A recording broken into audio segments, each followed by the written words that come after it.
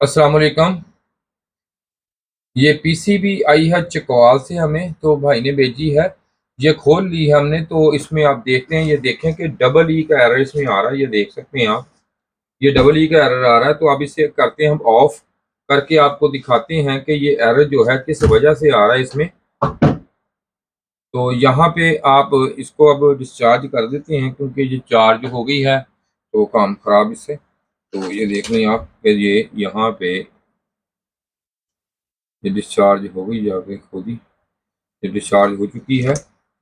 अब ऐसे जैसे भी आप देख रहे हैं इसको, ये जो डबल ई का एरर होता है, ये हमेशा इसका ये जो मैक्रो प्रोसेसर जो लगा होता है, इसको कंट्रोल के लिए ये ई प्रोम लगा है, ये वाला, ये इसका एरर है डबल ई। ठीक है जी। तो अब इसे हम खोल के कर देते हैं, रिपेयर शुरू करते हैं इसकी। तो देखते हैं, अभी इन्होंने पहले भी रिपेयर कराई हुई है किसी से। तो अब हम इसको ला उतार के आपको दिखाते हैं अभी।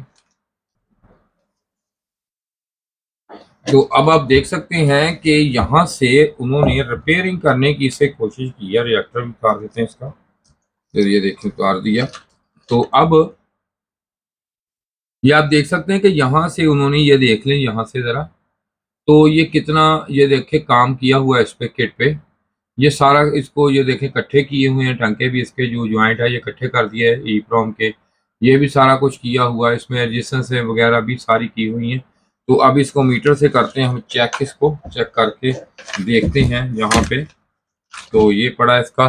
तो अब इसमें ई प्रोम का जो मसला है वो तो हमें भी पता है, आपको पता है, लेकिन अब इसकी टेस्टिंग कैसे करनी इसको मैं अभी देखता हूँ।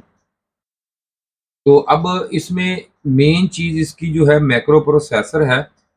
तो और उसके बाद इसका ई प्रोम है। तो अब इसे देखते हैं नीचे से, इसका बाकी व्यू देते हैं, इसको उतारते हैं। ये कंप्रेसर इसका, ये मैं ऑन कैमरा ही काम इसका करूंगा मुकम्मली। तो अब इसे ये देख लें आप यहाँ से। तो नीचे से मैंने इसको एक दफ़ा साफ किया थिनर से, तो काफ़ी गंदी थी यहाँ से, बहुत ज़्यादा इसमें। यहाँ पे ये देख सकते हैं, इधर मैं देखता हूँ इसमें, ये देखें यहाँ पे ये ई प्रोम का तो मैंने आपको बताया।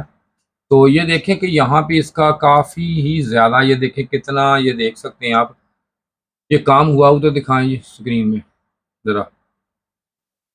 तो ये देख सकते हैं आप कि यहाँ पे इसके, ये देखें काफ़ी ज़्यादा, ये देखें नीचे इसके देख सकते हैं कि कितना इसमें ये कार्बन है। पहले एक सोल्डिंग हुई, ठीक है जी, नीचे, उसके ऊपर एक और की गई। ये नीचे से ऊपर से ये मुकम्मल इसको रीसोल्डिंग दोबारा करेंगे हम इसको। तो कोशिश करते हैं इसको आपके सामने करने की। लेकिन मसला देख रहे हैं, नीचे इसके अलग अलग डिज़ाइन कितने बने हुए हैं, हर अलग, जैसे किसी चीज़ के ऊपर अलग लेयर लगाई हुई हो, ऐसे काम किया गया है इस पे।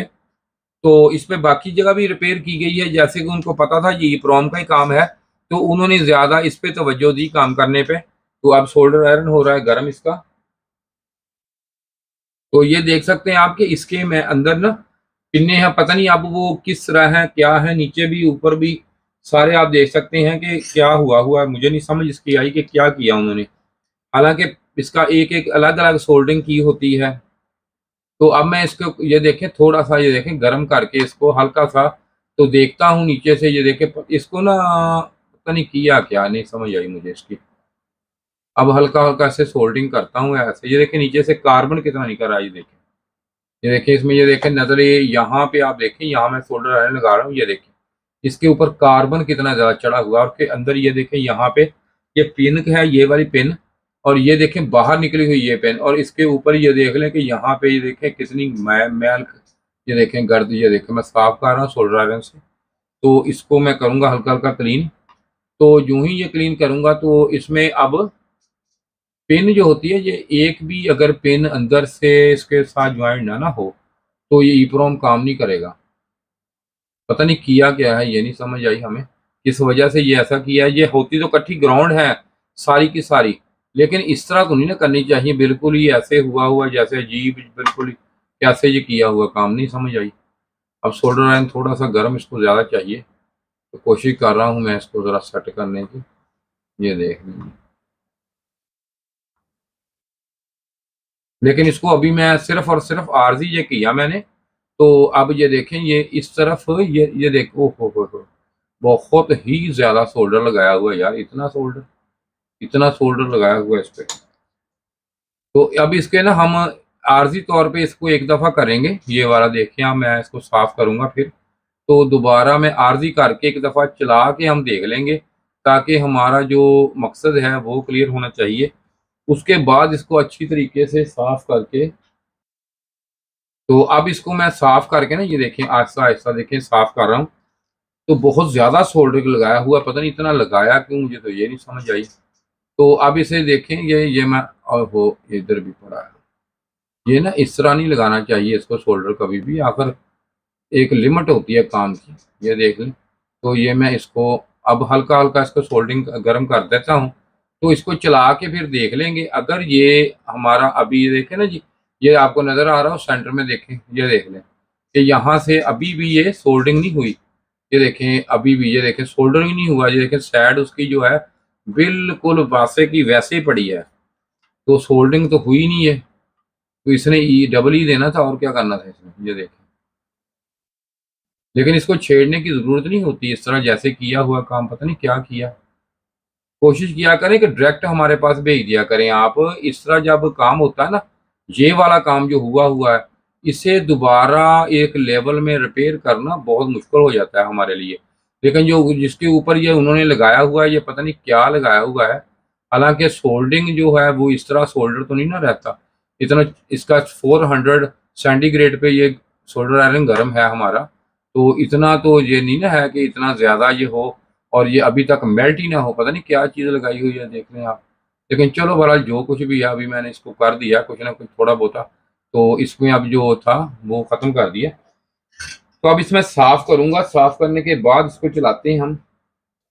तो अब मुझे जहाँ तक इसकी ये समझ आई बात कि इसमें जो कार्बन ही बहुत था इसमें, तो मैंने जो मेरी समझ में बात आई तो वो मैं इसको कर रहा हूँ अभी तक। तो देखते हैं अब इसमें, ये देखें, ये इसमें ना कार्बन है, ये देखिए अभी भी है। लेकिन पहले तो ऐसे इसमें जैसे अजीब ही लहरें ऊपर की हुई थी, पता नहीं क्या क्या कुछ इस पे किया था। तो अब मैं थोड़ा थोड़ा इसकी सफाई भी कर देता हूँ। लेकिन ये देखें, ये ज़रूर किया करें, ये जो है ना देखें, ये वाला हल्का हल्का सा साइड पे लगा हुआ है, ये देखें ये। लेकिन ये क्या होगा, कुछ टाइम के बाद किसी तरीके से ये निकल गया कार्बन इसके अंदर से। तो ये अब इसको यहाँ से ऐसे ही उठाना है, ये ना कि ऐसे नहीं उठाना, ताकि इधर से निकलेगा उधर जाके ये फंस जाएगा। ठीक है जी। अब मैंने इसको कर दिया साफ अच्छी तरह क्लीन। तो अब मैं इसको थोड़ा सा ये हवा प्रेशर इसमें ये डाल देता हूँ हम। ये देखें आपके यहाँ से इसको सुखा लेते हैं, अच्छी तरह ड्राई कर लेते हैं। ये देखिए मैं ड्राई इस पे पंप से ये ड्राई हो रहा है, ये ड्राई हो गया सारा, देख सकते हैं आप। तो अब मैं इसे उठा के यहाँ रखता हूँ, सीधे करते हैं अभी हम इसे। तो सीधा करके मैं चलाता हूँ। तो अब करते हैं सीधा। तो ये मैंने कर लिया। इसकी ये साइड भी देखनी होती है कि इसमें थिनर वगैरह या कोई चीज़ ना हो। तो ये साफ़ है, हमारी पीसीबी इधर से बिल्कुल क्लीन है। तो एक दफ़ा फिर भी मैं इसे साफ़ कर लेता हूँ, जो कि है। तो अब इसे रखते हैं इधर। तो रख के मैं चला के देखता हूँ कि इसमें दोबारा ज़रा नमी अच्छी तरीके चेक कर लेनी है आपने। थिनर भी जो है वे भी नमी छोड़ देता है इसमें, तो इसमें कोई ऐसा मसला ना हो। ये हमारी ओके है सूबी। तो कोशिश किया करें इसको अच्छे तरीके से चेक करके। ये लगाते हैं हम रिएक्टर।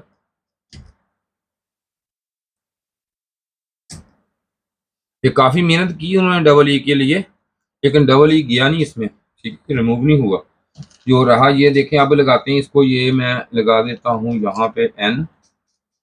तो अब इसमें देखते हैं कि डबल ई का जो एरर है वो रिमूव होता है या नहीं।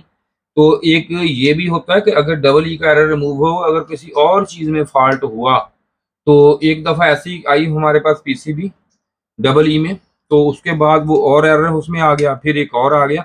वो इसलिए आया कि उन्होंने रिपेयर करने की कोशिश की, तो डबल ई की बजाय और एरर आ गए। वो इसलिए कि उनको उनके जो मसला था ना, वो और का और कर दिया। तो वो बहुत मुश्किल से रिपेयर हुई, कर तो दी, लेकिन टाइम बहुत लगा उस पर। अब हम इसे चलाते हैं। तो चला के देखते हैं अभी, ये देख लें कि यहाँ पे लगाते हैं। तो और ये एक और चीज़ है कि यहाँ पे आप देख लें कि हीट सिंक नहीं इसका भेजा उन्होंने, ये भेजना चाहिए था लेकिन भेजा नहीं उन्होंने। तो अब इसको हम ज़्यादा देर नहीं चला सकते, कुछ ही टाइम चलाएंगे। तो चला के कर देंगे हम इसे ऑफ। क्योंकि इसमें डबल ही एरर था, तो ये ना ही रिले इसकी ऑन होने से ना कैपेसिटर चार्ज होने से कुछ भी नहीं होना था इस किट पीसीबी में। तो अब उसी वक्त इसका सारा कुछ ऑन होगा, रिले भी ऑन होगी, सारा स्विचिंग होगी, सारा कुछ होगी।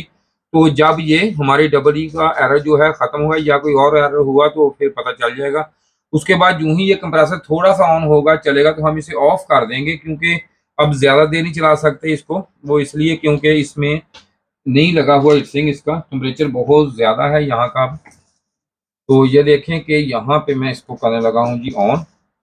ये देखें मैंने इसको ऑन कर दिया, जो सेट टेम्परेचर आपको नजर आ रहा होगा स्क्रीन पे। तो यूं ही ये अब कंप्रेसर ऑन होगा तो हमें पता चल जाएगा। ये देख सकते हैं आप, ये रिले की भी आपको आवाज आ गई होगी। डबल ई में था ये एरर, इसमें डबल ई एरर था, तो अब ये दोबारा इसकी डबल रिले की आवाज आती होती है, ये आ गई है हमें। और अभी तक देखें कोई भी यहाँ पे एरर जो शो नहीं किया इसने। और ये मोटर जो इसकी है ये काफी स्पीड है, जो आपको कम नजर आ रही होगी।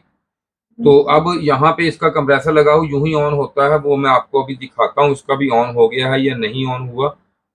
तो ये देखें फिर आवाज आ गई है, जब कंप्रेसर ऑन होना था तब आवाज आती है रिले की, आपको शायद सुनाई दी होगी। तो ये देखें कंप्रेसर जो है ये हमारा ये UVW टेस्टर ने ये देखें बता दिया है कि कंप्रेसर की, ये देखें इसकी रनिंग, ये कंप्रेसर ऑन हो चुका है जी।